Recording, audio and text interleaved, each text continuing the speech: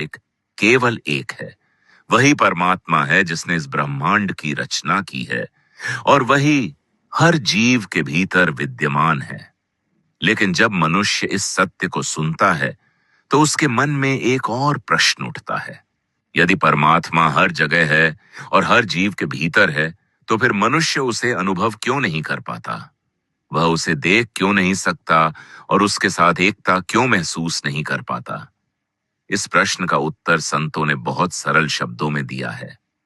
उन्होंने बताया कि परमात्मा से दूरी वास्तव में बाहरी दूरी नहीं है। यह दूरी हमारे अपने मन के कारण है। मनुष्य का मन संसार की इच्छाओं, वासनाओं और चिंताओं में इतना उलझा रहता है कि उसे अपने भीतर झांकने का अवसर ही नहीं मिलता। मन को समझना बहुत आवश्यक है, क्योंकि आध्यात्मिक मार्ग में सबसे बड़ी बाधा मन ही बनता है। मनुष्य का मन बहुत चंचल होता है। वह एक क्षण में हजारों दिशाओं में दौड़ सकता है। कभी वह अतीत की बातों में उलझ जाता है, कभी भविष्य की चिंताओं में खो जाता है और कभी वर्तमान की इच्छाओं में भटकता रहता है। इस प्रकार मन लगातार बाहर की ओर भागता रहता है। इसी कारण मनुष्य की चेतना भी बाहर की वस्तुओं में उलझ जाती है। वह धन, वस्तुओं, संबंधों और सुखों में अपनी खुशी ढूंढने लगता है। लेकिन संतों ने बताया कि संसार के सुख स्थायी नहीं होते। वे थोड़े समय के लिए मनुष्य को प्रसन्न कर सकते हैं, लेकिन अंत में वे उसे संतोष नहीं दे पाते।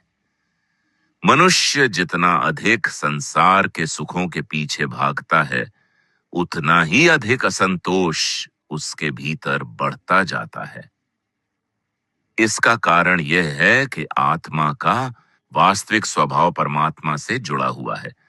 जब तक आत्मा अपने स्रोत से दूर रहती है, तब तक उसे सच्ची शांति नहीं मिलती।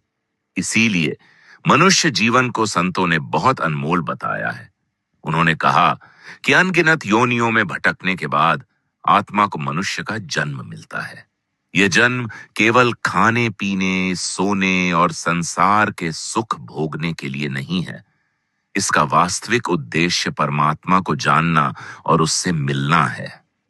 लेकिन दुर्भाग्य से अधिकांश लोग इस उद्देश्य को भूल जाते हैं। वे अपना पूरा जीवन केवल संसार के कामों में लगा देते हैं। जब तक उन्हें यह एहसास होता है कि जीवन का असली उद्देश्य कुछ और था, तब तक बहुत समय निकल चुका होता है। इसलिए संतों ने कहा कि जो मनुष्य जीवन के रहते हुए ही जाग जाता है, वही वास्तव में बुद्धिमान है।